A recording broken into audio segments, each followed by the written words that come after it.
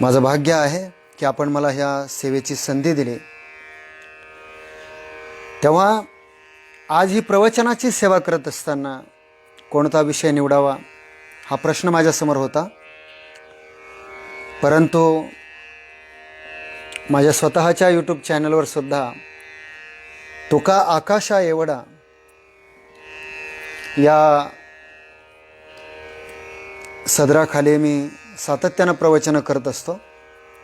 तोच विषय घेऊन आपण पुढे एक नवीन विषय तुका आकाशा एवढा या नावाखाली मांडावा आणि संत तुकाराम महाराजांच्या जीवनाच्या अंगाने किंवा त्यांच्या अभंगाच्या अंगाने थोडंसं विवेचन प्रवचन करण्याचा प्रयत्न आपण या ठिकाणी करणार आहोत। आपणा सर्वांना एक गोष्ट ज्ञात आहे की गेल्या 1 वर्षापासून जवळजवळ प्रवचनं असतील, कीर्तन असेल, भजन असेल, कोरोनासारख्या आजारामुळं सर्व कॅन्सल झालेलं आहे आणि म्हणून ऑनलाईनच्या माध्यमातून नेट असेल, मला वाटतं खूप दिवसानंतर का होईना पण विज्ञानाचा चांगला वापर करून बरीच कीर्तनकार मंडळी लाईव्ह येण्याचा प्रयत्न करत आहे, वेगवेगळे विषय मांडण्याचा प्रयत्न करत आहे। कारण आज मोबाईल प्रत्येकाच्या हातामध्ये आहे, पण त्याचा वापर ज्या पद्धतीनं चांगल्या कामाकरता व्हायला पाहिजे किंवा ज्या पद्धतीनं त्याचा उपयोग व्हायला पाहिजे त्या पद्धतीने होताना दिसत नाही।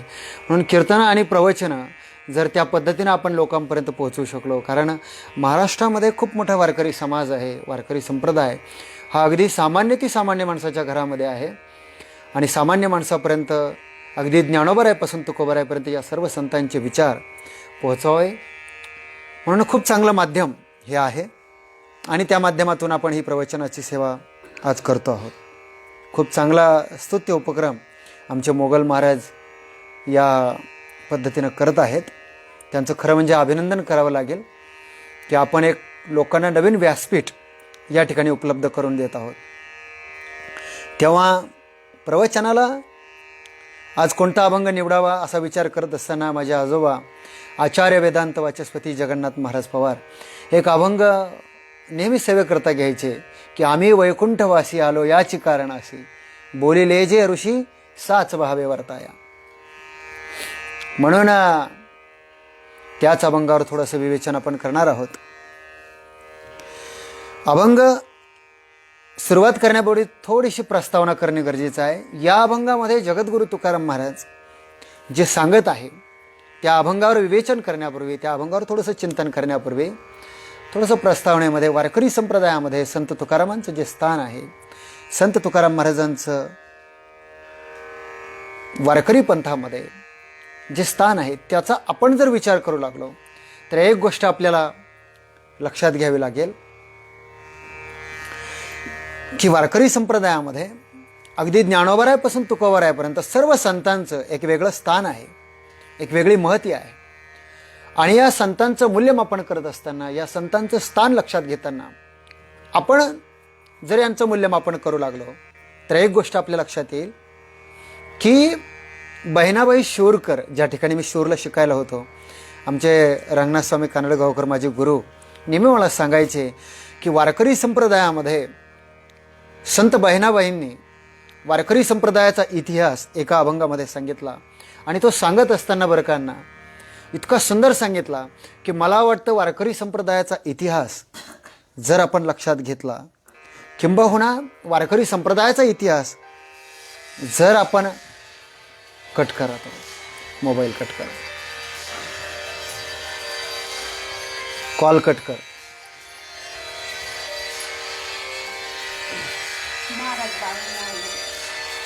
उचल बरं, साऊंड ओपन करता हो तुला आवाज आहे।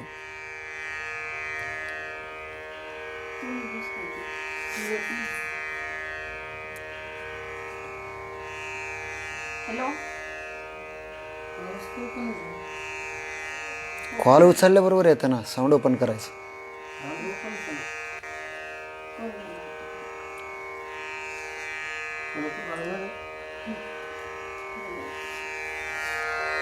चालू आहे बघ बरं।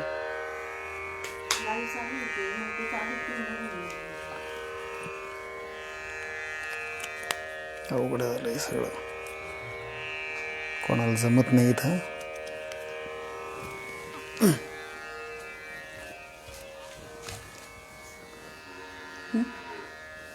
लाईव्ह तो होत आहे ना.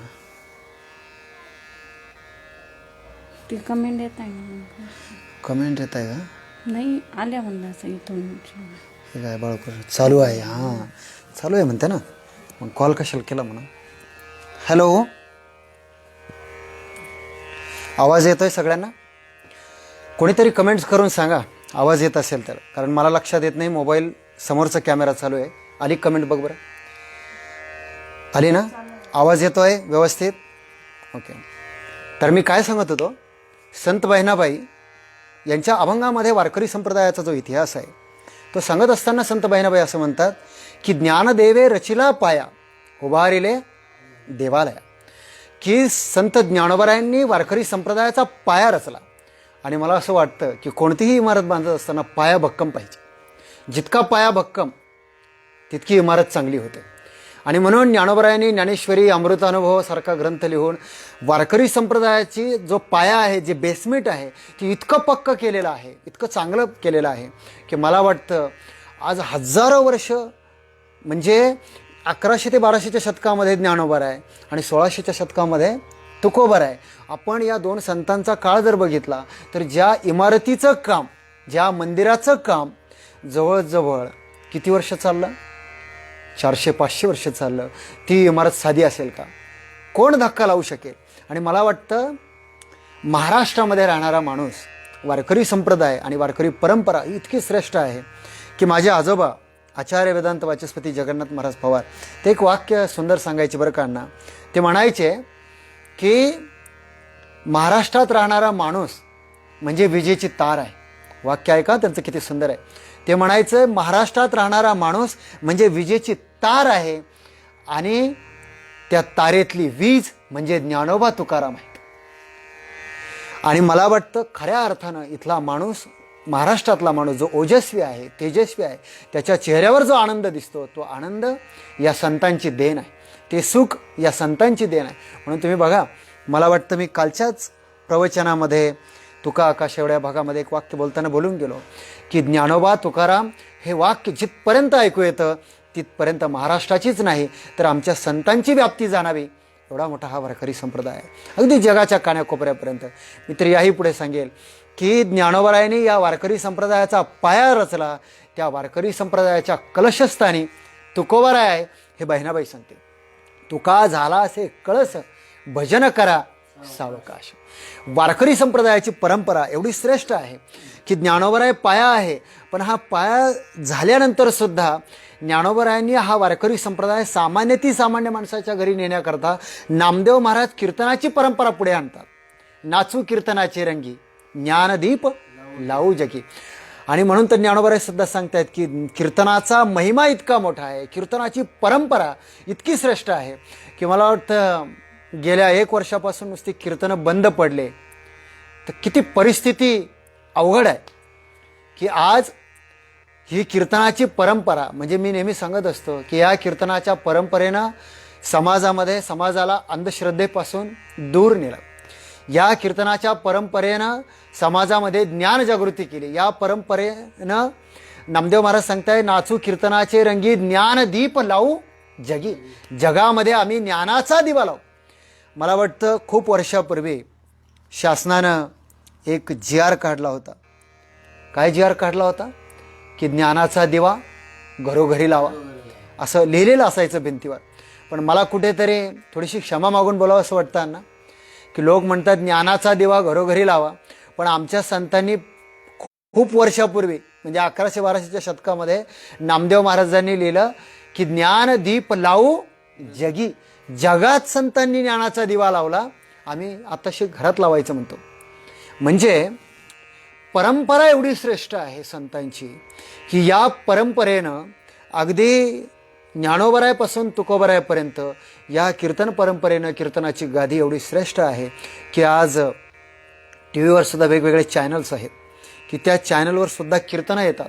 सकाळी कीर्तन, संध्याकाळी कीर्तन, आणि खूप मोठा ऑडियन्स, खूप मोठा प्रेक्षक वर्ग त्या कीर्तनाला भेटतो आहे. याचं काय कारण आहे? की सोहळा आनंदाचा असं त्याला टायटल दिलेलं आहे. गजर कीर्तनाचा सोहळा आनंदाचा.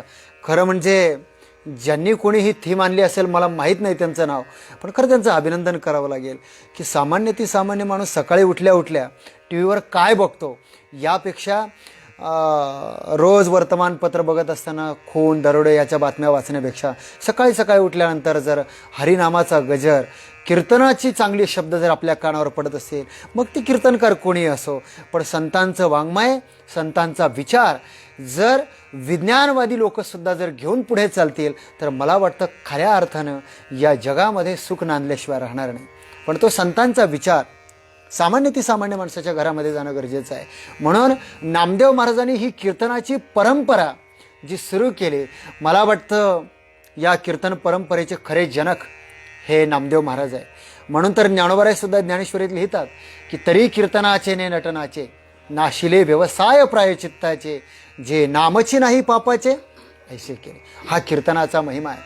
कीर्तन महिमा, कीर्तन श्रवणाने पाप नाहीसं होतं, कीर्तन श्रवणाने माणसाला ज्ञानाची प्राप्ती होते, कीर्तन श्रवणाने पुण्य प्राप्त होतं. हे एक वारकरी संप्रदायाचं फलित तर आहेच, पण आजच्या काळात मला वाटतं व्यसनमुक्त होणारा समाज जर कोणी निर्माण करू शकत असेल तर ते ही कीर्तनाची ताकद आहे, हे कीर्तन परंपरेची ताकद आहे.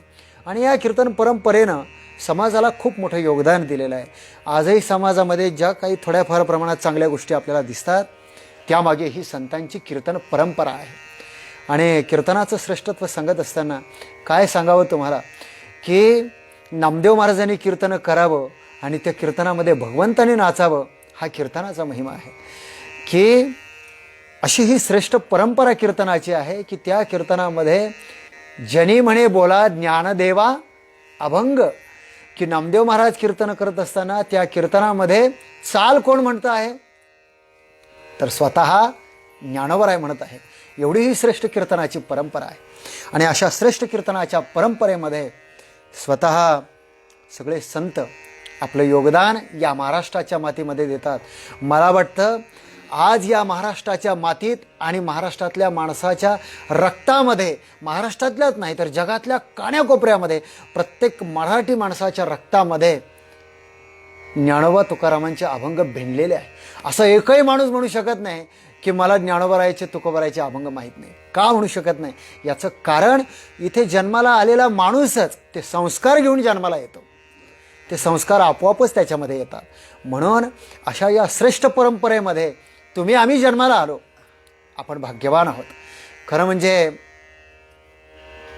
मी लहान असताना बरं का ना, डॉक्टर न्यायाचार्य नामदेव शास्त्री सानप त्यांच्या प्रवचनामध्ये एक वाक्य बोलायचे. ते म्हणायचे की आपण खरंच भाग्यवान आहोत की ज्ञानोबाराय तुकोबारायनंतर जन्माला आलो, म्हणून आपल्याला ज्ञानेश्वरीसारखा सर्वांग सुंदर ग्रंथ, तुकोबारायांचा सर्वांग सुंदर गाथा वाचायला मिळाला. कारण आपण त्यांच्या नंतर जन्माला आलो. त्यांच्या आधी जन्माला आलो असतो तर आपण खरंच करंटी ठरलो असतो, अभागी ठरलो असतो. पण आपण भाग्यवान आहोत की वारकरी संप्रदायाच्या परंपरेत जन्माला आलो. खरंच महाराष्ट्रात जन्माला येऊन जर संतांचं वाङ्मय न वाचता, संतांचं चरित्र न वाचता जर एखादा माणूस मेला तर मला वाटतं त्याच्यासारखा दुर्भाग्यवान माणूस दुसरा कोणी असू शकत नाही. म्हणून तर सांगत काय मग तुम्ही की संत बहिणाबाई सांगतात की वारकरी संप्रदायामध्ये श्रेष्ठ अशी ही परंपरा आहे आणि या परंपरेमध्ये ज्ञानोबाराय पाया आहेत आणि तुकोबाराय कलश आहेत. त्याच परंपरेमध्ये नामदेव महाराज कीर्तन परंपरा निर्माण करून त्या परंपरेमध्ये एक मोठं योगदान देतात. सामान्य ती सामान्य माणसापर्यंत कीर्तनाच्या रूपाने वारकरी संप्रदाय सामान्य माणसाच्या घरात पोहोचवतात. एवढंच नाही, माझ्या PhDच्या थिसिसमध्ये एक वाक्य लिहिलेलं आहे. मी नेहमी ते वाक्य सांगत असतो, पुनरोक्तीचा दोष होईल पण पुन्हा सांगतो की नामदेव महाराजांनी ही जी कीर्तनाची परंपरा किंवा वारकरी संप्रदाय जो पंजाबपर्यंत नेला, ते सांगत असताना मी एक वाक्य लिहिलं होतं. ते वाक्य असं आहे की पंढरीचा पांडुरंग परमात्मा हा विटेवर उभा होता, पंढरीचा पांडुरंग परमात्मा हा विटेवर उभा होता, पण त्याला पंढरी ते पंजाबपर्यंत नेण्याचं काम मात्र संत नामदेव महाराजांनी केलं. एवढी वारकरी परंपरा श्रेष्ठ आहे. आणि म्हणून नामदेव महाराज सांगतात की ही कीर्तनाची जी श्रेष्ठ परंपरा आहे. आणि मला फक्त या निमित्तानं थोडीशी क्षमा मागून बोलावं असं वाटतं की सर्वांना विनंती आहे की एवढी श्रेष्ठ कीर्तनाची परंपरा आहे, या कीर्तनाचं मूल्य आपण जपलं पाहिजे, त्या कीर्तनाच्या परंपरेला महत्त्व आपण दिलं पाहिजे. आणि जर आपण ती परंपरा जपली, तिला मूल्य जर दिलं, तर मला वाटतं येणाऱ्या काळामध्ये खूप मोठी क्रांती ही कीर्तन परंपराच करू शकते. आज कीर्तन परंपरेमध्ये खूप वेगवेगळी आधुनिक युगातली नवीन मुलंसुद्धा वारकरी संप्रदायामध्ये वळतात, कीर्तनकार होतात, प्रवचनकार होतात, मग ते इंजिनियर असतील, डॉक्टर असतील. फक्त विनंती एवढीच आहे की ज्या संत वाङ्मयाचा आपण अभ्यास करतो, त्या संत वाङ्मयाचा अभ्यास करत असताना माझे आजोबा एक वाक्य म्हणायचे की संत वाङ्मयावर बोलत असताना कमीत कमी साकल्यानं संत वाङ्मयाचा अभ्यास आपण करावा. आणि एखाद्या ठिकाणी आपल्याला अडचण असेल तर आपल्यापेक्षा जी तज्ज्ञ लोक वारकरी संप्रदायामध्ये आहे त्यांचं मार्गदर्शन आपण घ्यावं. आपल्यापेक्षा जी मोठी माणसं आहे, कारण मला चांगलं आठवण या निमित्तानं होते की बऱ्याच वेळा मी PhD करत असतानासुद्धा आमचे पळसवाडीचे बरेच महाराज मंडळी होती, त्यानंतर आमचे ज्ञानदास महाराज होते, आमचे स्वामी रामेश्वरानंद गिरीजी महाराज होते. खूप नावं आहे, मला वाटतं मी नुसती नावं घ्यायला लागलो तर वेळ होईल, पण या सगळ्यांची नावं घेणं शक्य नाही. पण मी ही नावं का घेतो आहे की या सगळ्या लोकांनी मला मार्गदर्शन केलं. आमचे बाळू महाराज आहेत वैरागडकर, आमचे रामदास महाराज तळेकर आहेत, बाळू महाराज दारकोंडे आहेत, खूप माझे मित्र आहे. मला वाटतं ही नावं घेत असताना काही नावं राहूनही जातील. आमचे विनायक महाराज अकोलकर आहे, आमचे वसंत महाराज अकोलकर गुरुजी आहेत. असे अनेक लोक आहेत की ही मंडळी सातत्यानं मला मार्गदर्शन करत होती. काही अडचण आली तर मी विचारत होती. मला वाटतं आपल्यापेक्षा जी जुनी माणसं असतात यांना आपण विचारायला काहीच हरकत नाही यांना, हो की नाही. आपल्याला जर एखाद्या ठिकाणी अडचण येत असेल, शंका येत असेल तर आपण विचारलं पाहिजे. कारण आमचा वारकरी संप्रदाय आम्हाला असं सांगतो, पुसे त्याचं कधी नाही नासे. विचारलं पाहिजे. कारण स्वतः ज्ञानोबारायांनी आम्हाला हे शिकवलं की तैसा व्यासांचा मागोवा घेतो, भाष्यकारा ते वाट पुसतो, अयोग्यही मी न पवतो के जाई. जर ज्ञानोबारायासारखे संत आपल्या पूर्वसुरींना, आपल्या पूर्वजांना जर वाट विचारत असतील तर आपणही विचारलं पाहिजे. आणि कोणाला विचारल्यानं कोणी लहान होत नाही, आणि ज्याला विचारलं त्याला विचारल्याने तो मोठा होत नाही, किंवा आपण कोणाला विचारलं म्हणजे त्यामुळे आपण लहान होत नाही. तर ही वारकरी परंपरा आहे, ती आम्हाला शिकवते की बाबा दुसऱ्याच्या पायाला स्पर्श करून नम्रपणे तत्विधी प्रणिपातेन परिप्रश्नेन सेवया उपदेशंती दे ज्ञानम ज्ञानीनाच तत्वदर्शिनं. कारण ज्ञानाची प्राप्ती नम्र झाल्याशिवाय होत नाही. नवे नवे ज्ञानोबराय तर सांगताय हा नम्र झाला भूता त्याने कोंडिले अनंता, किंवा ज्ञानोबराय याही पुढे जाऊन सांगताय तरी तनु मनुजीवे चरणाशी लागावे आणि अग्रवता करावे दास्य सकळ. तर मला सांगायचं काय होतं, या वारकरी परंपरेमध्ये ज्ञान प्राप्त करत असताना, ज्ञानाचा ध्यास घेत असताना मोठ्या माणसांना आपण वाट विचारली पाहिजे. अगदी ज्ञानोबराय तुकोबरायची परंपरा आम्हाला हे सांगते. बघा तुम्ही की ज्यावेळेस ज्ञानोबराय एक धरणे करायला तुकोबरायकडे पाठवतात, मी आपल्या मूळ विषयाकडे येतो आहे, त्यावेळेस तुकोबरायसुद्धा हेच म्हणतात की ज्ञानियांचा राजा गुरु महाराव म्हणती ज्ञान देव तुम्हा ऐसे, मज पामराय काय थोरपण पायीचे वाहन पायीवरे.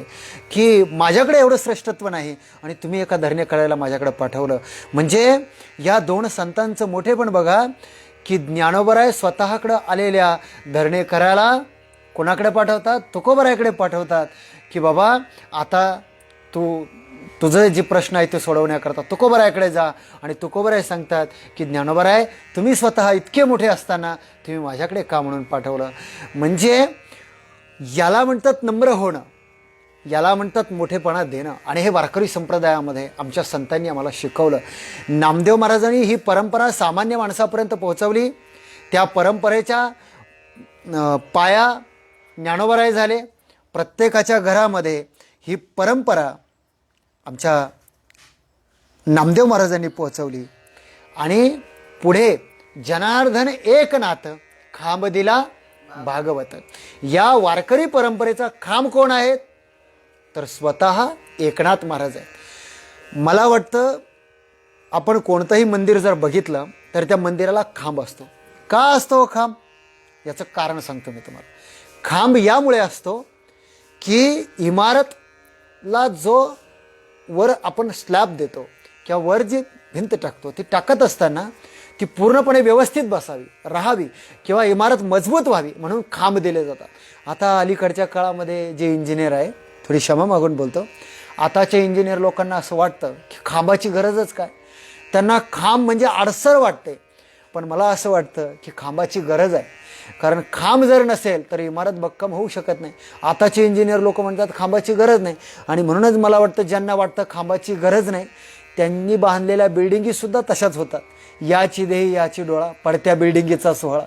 त्यांच्या डोळ्या देखत त्यांनी बांधलेली इमारत वाहून जाते किंवा पडते, पण आमच्या संतांनी जी इमारत बांधली तिला खांब मात्र एकनाथ महाराज रूपी खांब असल्यामुळं ती इमारत एवढी भक्कम आहे की कितीतरी काळाचे पडदे आले, कितीतरी काळाची संकटं आली, कितीतरी राजवटी आल्या, पण तरीसुद्धा मी नेहमी एक वाक्य सांगत असतो की या देशानं 350 वर्ष, जवळजवळ बरीच वर्ष या देशानं मोगलांचं साम्राज्य पाहिलं.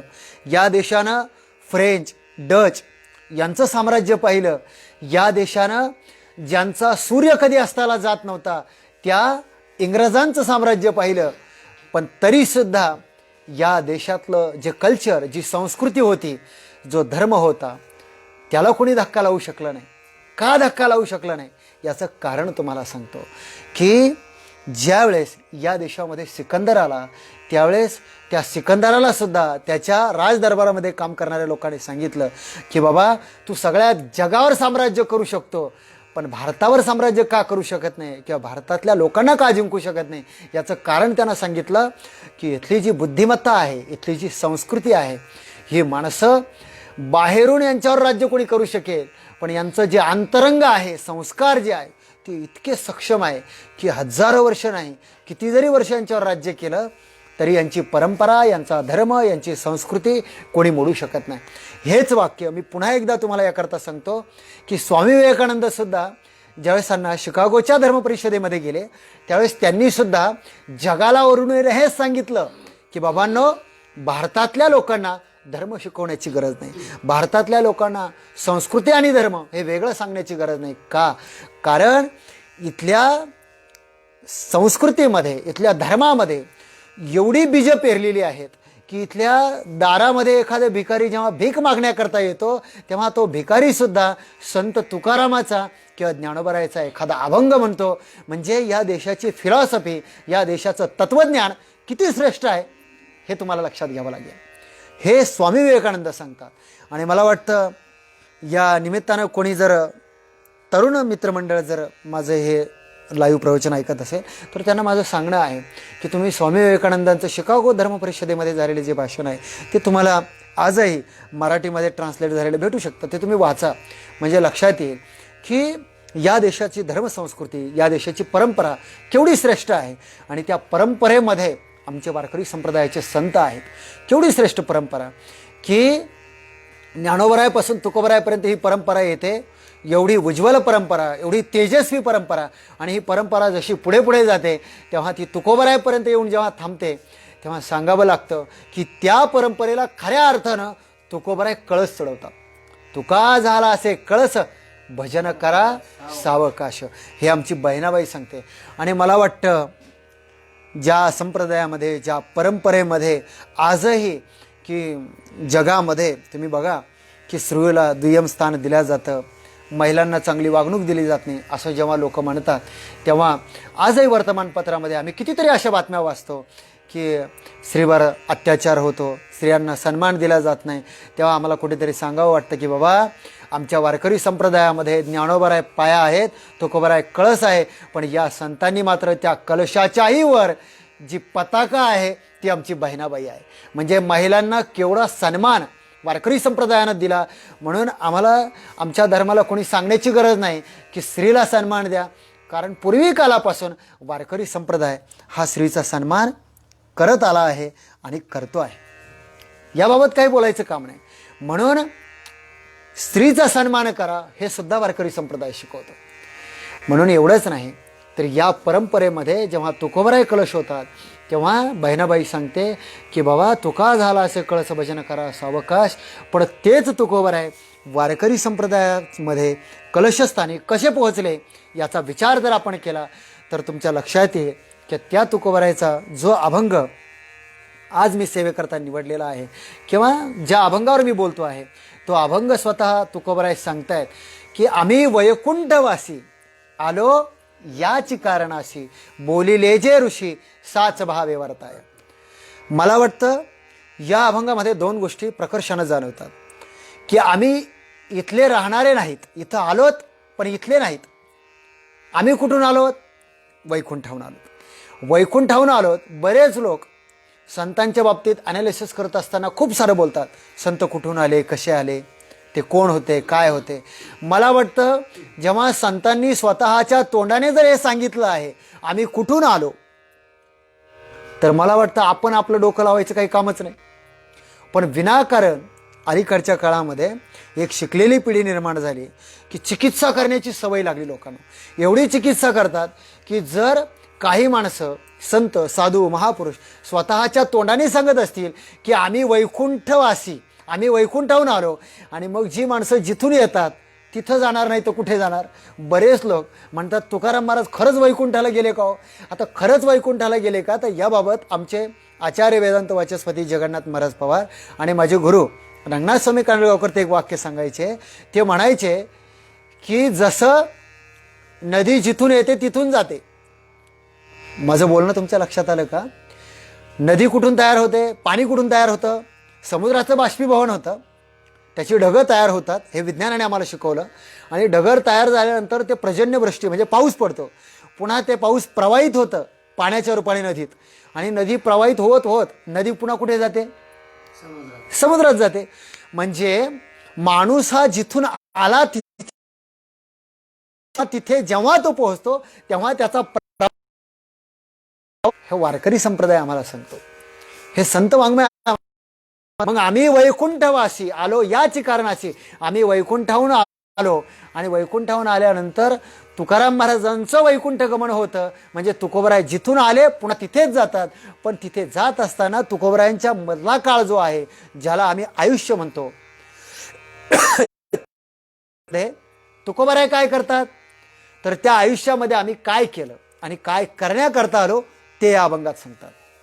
आम्ही वैकुंठवासी आलो याची कारणाशी. कारण सांगतात. काय कारण सांगितलं? बोलिले जे ऋषी साच भावे वर्ताया. आमच्या पूर्वी मार्ग दाऊने गेले आधी दयानिधी संत ते.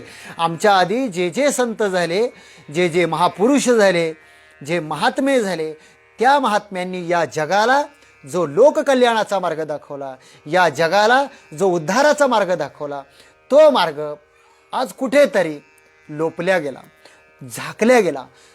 तो मार्ग दाखवण्याकरता म्हणा, त्या मार्गावर पुन्हा चालण्याकरता म्हणा, किंवा त्या मार्गावर साचलेली जी घाण आहे, साचलेली जी धूळ आहे ती झाडण्याकरता म्हणा, झाडू संतांचे मार्ग, हे काम करण्याकरता आम्ही आलो. आता हे काम करण्याकरता आम्ही आलो असं स्पष्ट तुकोबराय सांगतात. पण हे सांगत असताना मला थोडंसं इथे अजून एक गोष्ट सांगावीशी वाटते की मुळात संतांचा अवतार हाच असा आहे की हे काम करण्याकरता येतो. हे काम करत असताना जगामध्ये संता इतकं श्रेष्ठ किंवा संता इतकं मोठेपण जगामध्ये कोणाजवळ नाही. संत किती मोठे आहे? इतके मोठे आहे की संतांचं मोठेपण सांगत असताना वारकरी संप्रदाय असं सांगतो, किंवा अगदी तुकोबारायच्या भाषेमध्ये जर सांगायचं ठरलं तर संत किती मोठे आहे तर तुकोबाराय सांगतायत, तुम्ही संत माय बाप कृपावंत काय मी पतित कीर्तिवानो अवतार तुम्हा धराया कर. पुन्हा आम्ही वैकुंठवासी या चरणाशीच मी बोलतोय. अवतार तुम्हा धराया कारण उद्धाराया जन जड जीवा. काय करण्याकरता आलो आम्ही? सामान्य माणसाचा उद्धार करण्याकरता आलो, सामान्य जीवाचा उद्धार करण्याकरता आलो. बरं, उद्धार करण्याकरता आल्यानंतर मला वाटतं या ठिकाणी खूप वेळा आम्ही एक उदाहरण ऐकलेलं आहे. ते उदाहरण अनेक वेळा आपण ऐकतो, पण मला वाटतं जो विषय मी आज सांगतो आहे तो विषय तुम्हाला अधिक चांगला कळण्याकरता ते उदाहरण सांगणं गरजेचं आहे. अगदी मी लहान होतो तेव्हा कीर्तनं ऐकत असताना हे उदाहरण मी नेहमी ऐकायचो. तर ते उदाहरण आपल्याला शिकवतं की मुळात संत जे अवताराला येतात किंवा संत जे या अवनी तलावावर अवतार घेतात किंवा अवतार घेत असताना त्यांच्या अवताराचं जे कार्य आहे ते करत असताना ते कार्य कसं करतात, ते त्यांचं अवताराचं प्रवृत्तीनिमित्त कार्य कसं आहे हे सांगण्याकरता हे उदाहरण सांगतो. की एक साधू महाराज गंगेवर स्नानाकरता गेला, आणि गंगेवर स्नानाकरता गेल्यानंतर स्नान करत असताना पाणी वाहत होतं, पाणी वाहत असताना एक विंचू पाण्यामध्ये पडला आणि तो वाहत होता. हे साधू महाराजांनी पाहिलं. साधू महाराजांनी विंचू पाहिला आणि विंचू पाडल्यानंतर त्यांना दया आली की मुळात संत वृत्ती, आणि एवढी दया आली त्यांनी तो विंचू आपल्या हातात उचलला. ते पाणी खाली गेलं, त्याला हाताचा स्पर्श झाला. आता विंचवाला हाताचा स्पर्श झाल्यानंतर विंचू काय करतो? ठाक्या मारतो, चावतो. बरं, ठाक्या मारल्याबरोबर परिस्थिती अशी आहे, वेदना व्हायला लागल्या. पुन्हा तो विंचू पाण्यात पडला. विंचू पाण्यात पडला, व्हायला लागला, मरेल म्हणून पुन्हा त्या साधूने उचलला. असं 1 वेळा झालं, 2 वेळा झालं, 10 वेळा झालं. विंचू पुन्हा पाण्यात पडतोय, साधू पुन्हा उचलतोय, पुन्हा ठाक्या मारतोय. हे उदाहरण आपण अनेक वेळा ऐकलं. आणि पुन्हा पाण्यात पडतोय. जाऊ द्या, मरू द्या ना, तो जर तुम्हाला त्रास देतो आहे तर मरू द्या त्याला, तुम्ही कशाला त्याला वाचवता? तेव्हा त्या साधूने दिलेलं उत्तर खूप सुंदर आहे. तो साधू त्या माणसाला म्हणतो की बाबा, अरे एवढा विंचू, किती ग्रॅम त्याचं वजन असेल, पण तो विंचू एवढा असून सुद्धा, काही ग्रॅमचा तो विंचू, त्याचा जो स्वभाव आहे ठाक्या मारण्याचा, तो सोडायला तयार नाही. 1 वेळा झालं, 2 वेळा झालं, 10 वेळा झालं, तरी त्याचा स्वभाव तो सोडायला तयार नाही. मी तर माणूस आहे, मी एवढा मोठा माणूस, मी माझा स्वभाव का म्हणून सोडायचा? साधूवर, संतावर दया करण्याचा साधूचा जो स्वभाव आहे, जगावर दया करण्याचा, तो मी का सोडावा? लक्षात घ्या, साधू संतांचा हा स्वभाव आहे, जगावर दया करणं, जगावर परोपकार करणं, जगावर प्रेम करणं. आणि जर जगावर प्रेम करणं, दया करणं हा आमचा स्वभाव असेल, स्थायी भाव असेल, जर विंचू जर स्वभाव सोडत नाही तर साधूने आपला स्वभाव का सोडावा? मला वाटतं, माझी आई नेहमी एक वाक्य सांगत असते की जगामध्ये आई होणं खूप अवघड आहे. का अवघड आहे? कारण तुम्ही बघा, एखादी मुलगी आपल्या जीवनामध्ये जर काम करत असताना काही चुकली, वागताना काही चुकली, तर प्रत्येक आई मुलीला काय म्हणते माहिती आहे का? की बाई, तुला हे आत्ताच नाही कळणार, तू जेव्हा आई होशील तेव्हा तुला कळेल. मला वाटतं या बोलण्यामध्ये खूप मोठा अर्थ आहे. तू आई होशील तेव्हा तुला कळेल, या म्हणण्यातला अर्थ असा आहे की जेव्हा तू त्या अनुभवातून जाशील तेव्हा तुला कळेल.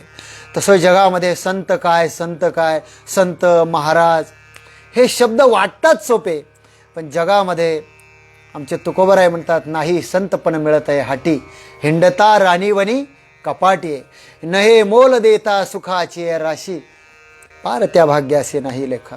साधू होणं काय सोपं आहे का? अहो महाराज, मी नेहमी एक उदाहरण सांगत असतो की तुकोबराय असतील किंवा ज्ञानोबराय असतील, त्यांच्या जीवनामध्ये एवढा त्रास झाला त्यांना, आणि साधूंना त्रास होतच बरं का, होतच. म्हणून माझे आजोबा यादव महाराज लामणगावकर एक वाक्य सांगतात की सतीचे वाण घेता वाटे सोपे. माणसाला सगळी ॲक्टिंग करता येईल, अभिनय, सगळा अभिनय करता येईल, पण सतीचा अभिनय करता येईल का? नाही करता येत. कारण जाळात कोण कूदणार हा मोठा प्रश्न आहे. उडी कोण मारणार जाळामध्ये? तसं संत म्हणून घेताना, साधू म्हणून घेताना, महाराज म्हणून घेताना हौस खूप वाटते माणसांना, मोठेपणा मिळतो, सन्मान मिळतो, पण ते व्रत टिकवताना आयुष्यामध्ये काय संघर्ष करावा लागतो याचं मूल्यमापन, याचा विचार मात्र कोणी करत नाही. आमच्या संतांनी ते व्रत स्वीकारलं, आणि मला वाटतं अलीकडचा काळ तर महाराज लोकांसाठी खूप चांगला आहे महाराज. पण ज्यावेळेस आमचे ज्ञानोबराय तुकाराम महाराज या परंपरेमध्ये होते, ही परंपरा पुढे चालवत होते, तेव्हा त्यांना किती त्रास झाला. अगदी ज्ञानोबरायांनी आळंदीमध्ये साधं मांडं भाजण्याकरता खापर मागितलं तरी लोकांनी खापर दिलं नाही त्यांना. पीठ मागितलं दारोदार, पीठ मागितलं पण तरीसुद्धा कोणी त्यांना पीठसुद्धा दिलं नाही. उलट ज्या झुळीमध्ये मूठभर पीठ जर कोणी टाकलं असेल तर त्याच झुळीमध्ये हे आळंदीचे लोक शेण टाकायला विसरले नाही. पण विचार करा महाराज, ज्या आळंदीच्या लोकांनी एवढा त्रास दिला की त्या भिक्षेमध्ये सुद्धा शेण टाकलं, त्याच लोकांकरता ज्ञानोबरायांनी काही शाप नाही दिला त्यांना, त्यांच्याकरताच प्रार्थना केली. आता विश्वात्मके देवे येणे वाघ यज्ञ तोषावे, तोषोणी मज द्यावे पसाय दान. की आपल्या गुरुकडं दान मागितलं, आपल्या गुरुकडं मागणं मागितलं की त्यांचं कल्याण होऊ दे ज्यांनी आम्हाला त्रास दिला. आणि हे फक्त साधूच करू शकतो, हे फक्त संतच करू शकतो. म्हणून मी सांगतोय तुम्हाला की जगामध्ये साधू होणं, संत होणं खूप अवघड आहे. एक वाक्य सांगू का तुम्हाला? याहीपेक्षा पुढे जाऊन सांगतो की जगामध्ये संत होणं का अवघड आहे याचं कारण सांगतो. की जगन्नाथ महाराज पवार त्यांच्या कीर्तनामध्ये एकदा त्यांनी एक वाक्य सांगितलं होतं. ते म्हणाले की ज्या ज्ञानोबराय तुकोबरायचे आईबाप या जगामुळं गेले, ज्या ज्ञानोबराय तुकोबरायचे आईबाप या जगामुळं गेले, ते ज्ञानोबराय या जगाचे आई झाले. हे जगामध्ये संत सोडून काही करू शकत नाही.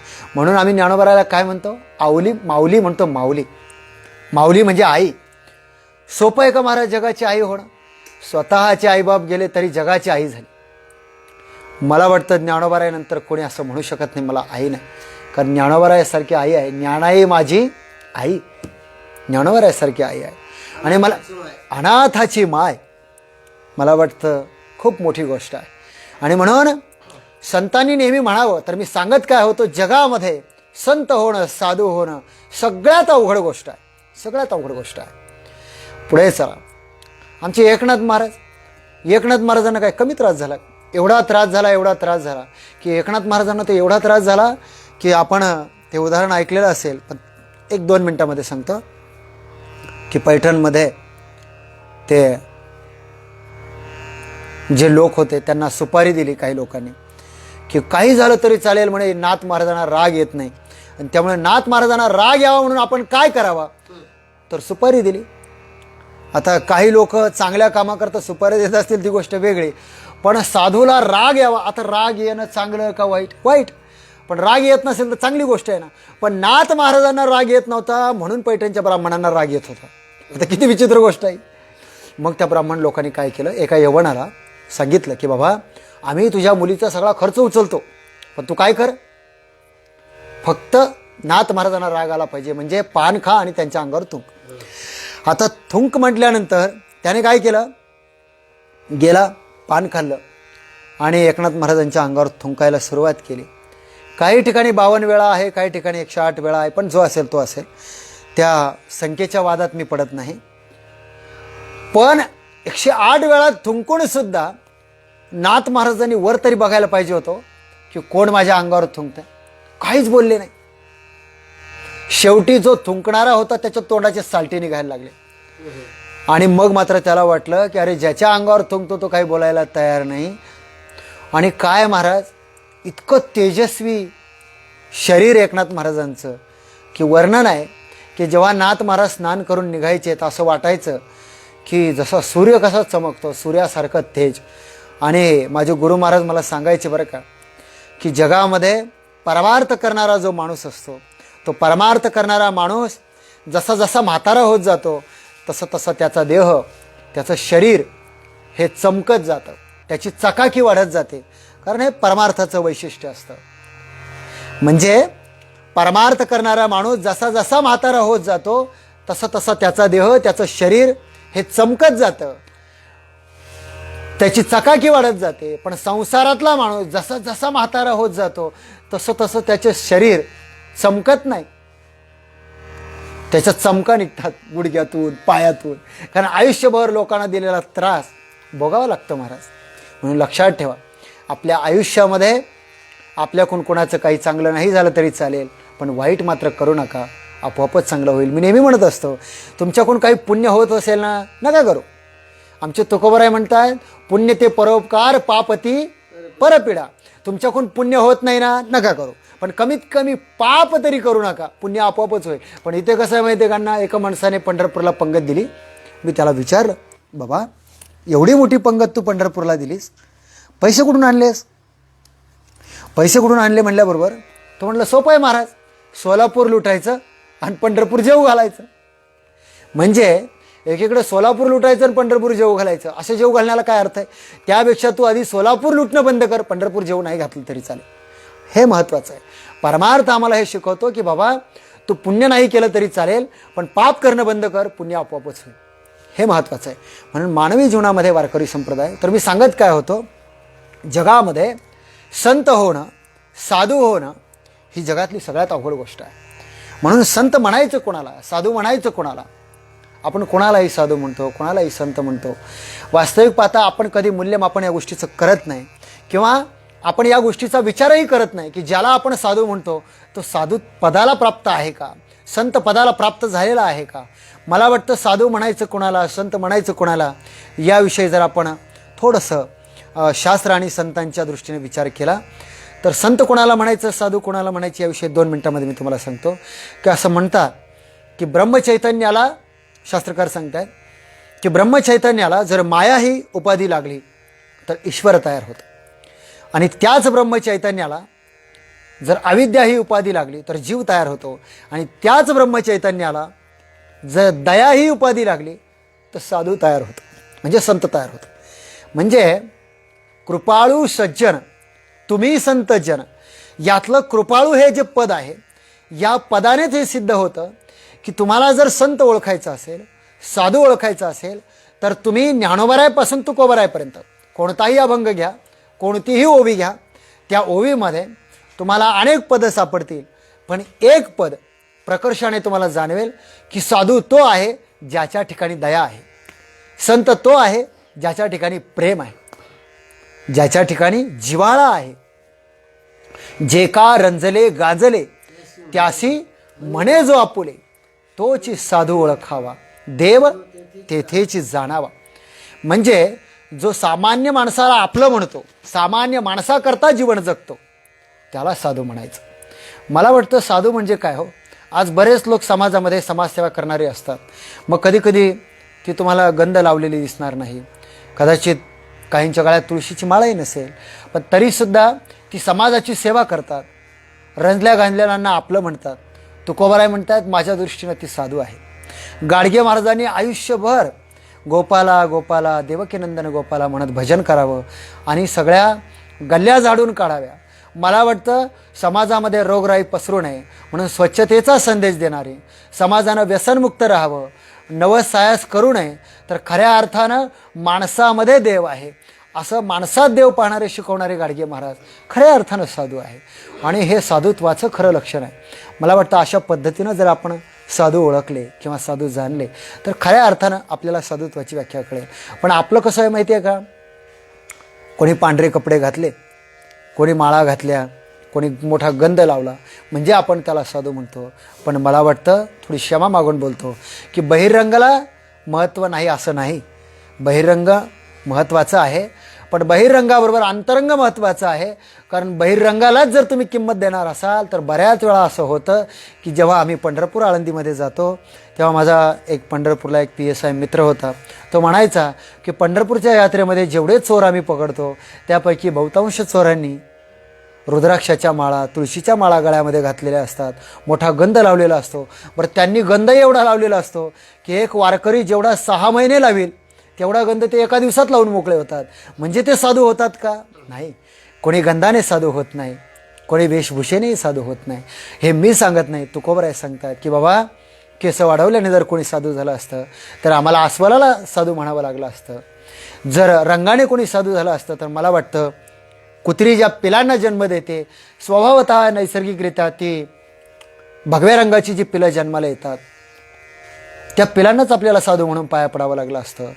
पण रंगाने कोणी साधू होत नाही, वेशभूषेने कोणी साधू होत नाही. साधुत्वाचं लक्षण हे अंतरंगामध्ये असलं पाहिजे. आणि मला वाटतं ज्ञानोबरायपासून तुकोबरायपर्यंत सर्व संत आपल्याला हेच शिकवतात. काय शिकवतात? की माणसाच्या जीवनामध्ये, माणसाच्या अंतरंगामध्ये परमार्थ असला पाहिजे. खऱ्या अर्थानं माणसाच्या अंतरंगामध्ये दया असली पाहिजे, ज्याला दुसऱ्याविषयी दया असली पाहिजे. कारण स्वतः तुकोबराय असं म्हणतात की बाबा नाहीतर मग कसं होईल, जेने सत्याचा भोकसा काढीला मग अकृत्य तृणकुटा रोडीला, की ज्याप्रमाणे एखाद्या गाईला जर वासरू झालं आणि ते मेलं तर लोक काय करतात, आतला कोथळा त्या वासराचा काढून टाकतात आणि त्यामध्ये भुसा भरतात. ते वासरू जसं खरं नाही तसं परमार्थाचा आव आणणारी माणसं वरून परमार्थाचा आव आणतात, पण आतून जर परमार्थाचा लवलेश नसेल तर त्या परमार्थाला काही किंमत नाही. मला वाटतं आपली प्रवचनाची सेवा जवळजवळ संपत येते आहे. उरलेल्या 5 मिनिटांमध्ये मला समारोप करणं गरजेचं आहे. म्हणून जो अभंग मी सेवेकरता निवडलेला आहे त्या अभंगाकडे येतो. की तुकोबराय सांगतात की खऱ्या अर्थानं संत ओळखणं, साधू ओळखणं मानवी जीवनामध्ये गरजेचं आहे. आणि म्हणून ते ओळखत असताना आपल्याला एक जाणून घेणं गरजेचं आहे की आम्ही वैकुंठवासी आलो याची कारणाशी बोलिले जे ऋषी साच भावे वर्ताया, की आम्ही झाडू संताचे मार्ग आडराणी भरले जग सेव उच्चिष्टाष्ट भाग शेष उरले ते सेव, की आम्ही संतांचा जो मार्ग आहे तो मार्ग संतांनी पूर्वीच निर्माण करून ठेवला, फक्त काही काळामध्ये गेल्यामुळं त्यावर घाण साचली. ती घाण स्वच्छ करण्याचं काम आम्ही करण्याकरता इथे आलो आणि ते काम आम्ही करणार आहोत हे तुकोबराय सांगतात. आणि तुकोबराय याही पुढे सांगतात की काळामुळं बराचसा काळ गेल्यामुळं झालं काय, अर्थलोपली पुराणे नाश केला शब्दज्ञाने.